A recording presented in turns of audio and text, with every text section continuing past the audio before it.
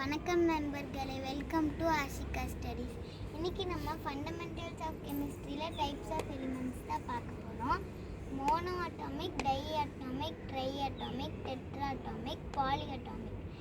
இப்போ பாலி அட்டாமிக்னால் இன்னும் நிறையா இந்த மாதிரி அட்டாமிக்ஸ் இருக்குதுன்னு சொல்கிறதுக்கு தான் பாலி அட்டாமிக்னு ஷார்ட்டாக சொல்கிறோம்.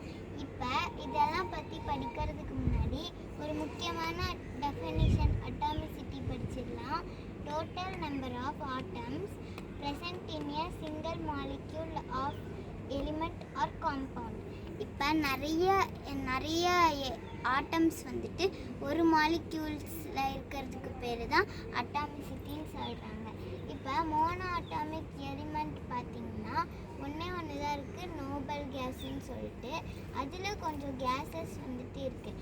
அது லைக் ஹீலியம், நியான், ஆர்கன், அந்த மாதிரி நிறைய கேஸஸ் இருக்குது. அது வந்துட்டு அட்டாமிசிட்டி 1.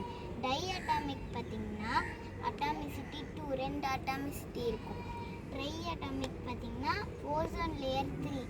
டெட்ரா அட்டாமிக் பார்த்திங்கன்னா அட்டாமிசிட்டி 4. அதுக்கப்புறம் வந்துட்டு பென்டா, ஹெக்ஸா, ஹெப்டான் நிறைய இருக்குது.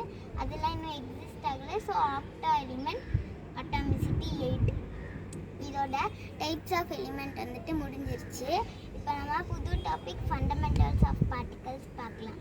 இப்போ ஃபண்டமெண்டல்ஸ் ஆஃப் பார்ட்டிகல்ஸ்னால் ஒரு ஆட்டமில் மொத்தம் எத்தனை பார்ட்ஸ் இருக்குன்னு தான் பார்க்க போகிறோம். அதை பற்றி டீட்டெயில்டாக பார்க்கலாம். மொத்தம் 3 பார்ட்ஸ் இருக்குது: எலக்ட்ரான்ஸ், புரோட்டான்ஸ், நியூட்ரான்ஸ். இப்போ இதெல்லாம் யார் கண்டுபிடிச்சா என்னென்னு சொல்லித்தரேன். இப்போ ஜே தாம்சன் வந்துட்டு எலக்ட்ரான்ஸ் கண்டுபிடிச்சாரு. அது வந்துட்டு நெகட்டிவ் சார்ஜ். இது வந்துட்டு ஒரு எக்ஸ்பெரிமெண்ட் மூலியமாக கண்டுபிடிச்சாங்க. இப்போ ஒரு டியூப் எடுத்துக்கிட்டாங்க. இப்போ இது வச்சுக்கலாம். ஒரு டியூப் எடுத்துக்கிட்டாங்க. அந்த டியூப்பில் இப்படி 2 சைடும் வச்சு அமுத்தும் போது ஒரு சார்ஜ் வந்துட்டு இன்னொரு சைடுக்கு ட்ரான்ஸ்ஃபார்ம் ஆகிறது பார்த்துருக்காங்க. அதுக்கு பேர் தான் நெகட்டிவ் சார்ஜுன்னு சொல்லியிருக்காங்க. அதுக்கு பேர் எலக்ட்ரான்ஸ்ன்னு சொல்லிட்டு வச்சுருக்காங்க. இப்போ ரூதர்ஃபோர்ட் சேம் எக்ஸ்பெரிமெண்ட் தான் பண்ணியிருக்காங்க. ப்ரோட்டான்ஸு பாசிட்டிவ் எப்படி கண்டுபிடிச்சாங்கன்னா, அதே மாதிரி பைப் எடுத்துக்கிட்டாங்க.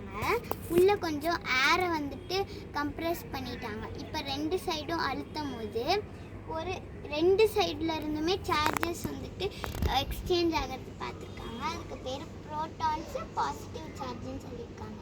ஜேம்ஸ் செர்டுவிட் வந்துட்டு நியூட்ரான்ஸ் நோ சார்ஜ். இப்போ சிம்பிள்ஸ் எல்லாமே சொல்லித்தரேன் இந்த 3த்துக்கும்.